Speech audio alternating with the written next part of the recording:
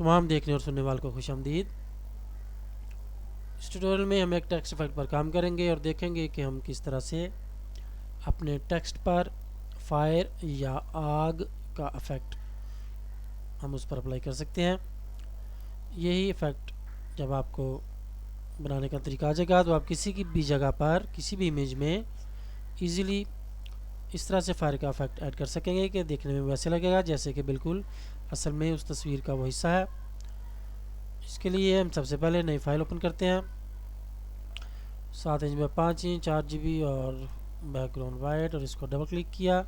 Layers palette को भी double click से अनफोल्ड कर लिया और इसका जो बैकग्राउंड है इसमें हम ब्लैक कर लेते हैं ताकि उस पर हमें जो आग का जो कलर है वो कंट्रास्ट के साथ इजीली नज़र आए और अच्छा लगे। इस पर अब हम कोई टेक्स्ट लिख लेते हैं, कोई भी। जी ये हमने जो टेक्स्ट था मैंने वो फायर के अल्फाज ही लिख लिए हैं और जो इसका फ़ॉन्ट है वो है STACCATO 222BT।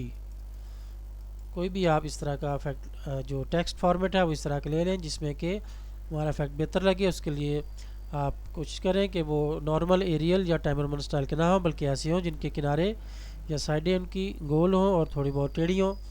इसमें ये ज़्यादा अच्छा लगेगा। वरना आपकी मर्ज़ी, जिस किस्म के भी इफेक्ट जो जिस किस्म का भी आप टेक्स्ट यूज़ करेंगे उस पर ये आप इफेक्ट लगाना चाहे तो लगा लें, वरना किसी इमेज पर लगा लें। और इसको अब हम ये करते हैं ब्लैक है तो इसमें हम इनर ग्लो ऐड कर लेते हैं ताकि ऐसे लगे कि जैसे ये हमारा जो टेक्स्ट था ये किसी मेटल से या किसी चीज़ से लिखा गया और बाद में गर्म होने के बाद ये आहिस्ता आहिस्ता रेड हो रहा है। और इसका जो कलर है वो कोई भी ऑरेंज शेड ले लेते हैं, बल्कि ये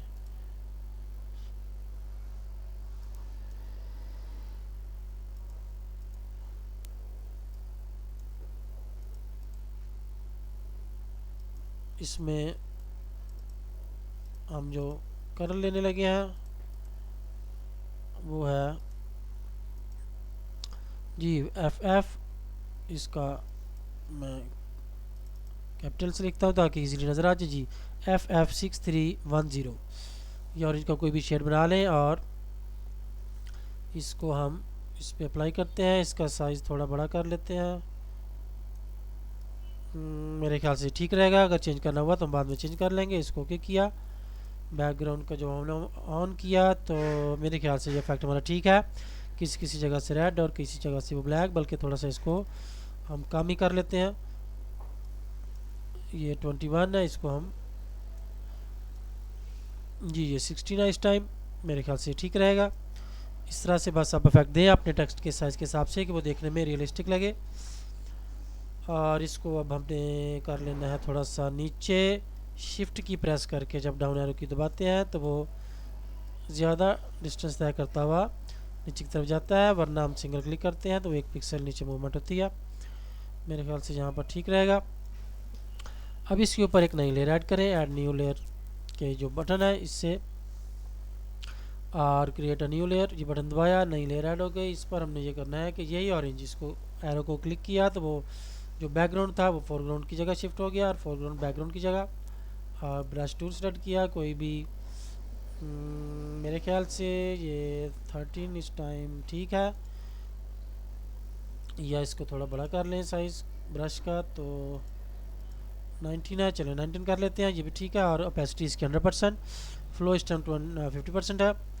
और इस नई लेयर के ऊपर जो हमने ऊपर ऐड की थी हम कुछ लाइंस इस तरह से लगाएंगे जिसके कि हमने शोले बनाने हैं। इस तरह से लगेगा जैसे कि इस टेक्स्ट से आग जो है वो निकल रही है और वो इसको आग लगी हुई है और वो शोले इससे बुलंद हो रहे हैं। और इस तरह से आप थोड़ी सी जो लाइनें थी वो यहाँ पर ऐड कर लें और ताकि वो हमारा जो इफेक्ट है वो देखने में हमें ज़्यादा नेचुरल लुक दे और रियलिस्टिक लगे हमें देखने में।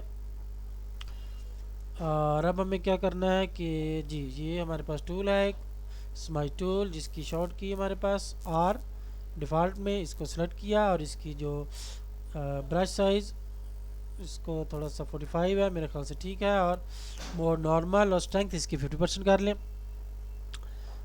और इसके ऊपर हम इस तरह से ऊपर से नीचे और नीचे से ऊपर इसको ड्रैग करेंगे ताकि जो उसके किनारे हैं वो इस तरह से लगे, जिस तरह के जो बाज़ लोग जो पेंटिंग के लिए जो कलर मिक्सिंग करते हैं तो वो भी इसी तरह से उंगली पर डायरेक्टली उंगली से या उसके ऊपर रुई या कोई कपड़ा वगैरह लगा के इस तरह से कलर को उसके ऊपर ब्लेंड करने की कोशिश करते हैं। इसी तरह से हमने स्माइल टूल की मदद से ये ऊपर से नीचे या नीचे से ऊपर की तरफ इनको हमने इस तरह से करना है कि ये टेढ़े मेढ़े हो जाए और लगे कि जैसे कि आग के शोले हमें आमतौर पर जिस तरह से नज़र आते हैं। और इनको आप मुख्तलिफ डायरेक्शन में, लेकिन ऊपर की सिम्त, क्योंकि शोले हमेशा नीचे से ऊपर की तरफ जा रहे होते हैं, और इस तरह से उनको जी अप्लाई हो गया। मेरे ख्याल से ये ठीक रहेगा। अब इसका हमने ये करना है कि इसका कलर जो है वो शोलों वाला इस टाइम नहीं लग रहा, तो इसको मज़ीद हम शोलों वाला कलर किस तरह से देते हैं कि इसकी हमें कर लेते हैं कॉपी, और ऊपर वाला जो लेयर का मोड था उसको ड्रॉप डाउन किया और बंद कर दिया, क्लोज़ किया, दोबारा क्लिक किया तो, लेकिन वो इस टाइम सिलेक्शन में है। उसका कलर देखें कि इस टाइम ब्लू है, गोया कि वो हमारे पास सिलेक्टेड है। तो हम अब एरो की से, डाउन एरो की से उसको नीचे करते जाएंगे तो हमें जैसे ही अपना मतलूबा जो स्टाइल यहाँ नज़र आएगा हम उसको अप्लाई कर लेंगे। और ये देखें कि लीनियर डॉज से हमारा जो इफेक्ट था लीनियर डॉज, और इसमें ज़्यादा ज़्यादा इसमें ये ज़्यादा जी, ये लीनियर डॉज से ही हमने जो है अपना मतलूबा जो रिज़ल्ट था वो हासिल कर लिया। अब हम करते हैं कि इन दोनों को हमने मर्ज कर दिया, या इसको क्लिप लगा के कंट्रोल ई, जी ये मर्ज हो गई। अब हम डायरेक्टली स्माइल टूल से इसको अगर हम मज़ीद कुछ थोड़ा बहुत चेंज करना चाहें तो इसी तरह एक लेयर पर हमें आसानी से काम हमें अब कर लेंगे, और हमें बार बार दोनों लेयर्स पे वो इफेक्ट अप्लाई नहीं करना पड़ेगा क्योंकि हमने उनको मर्ज कर लिया।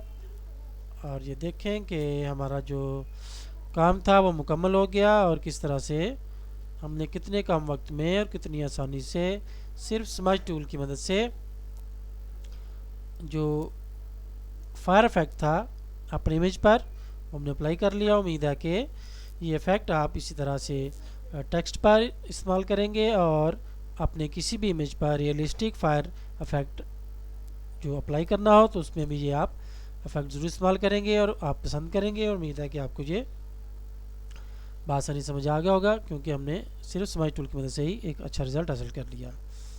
फिर मिलते हैं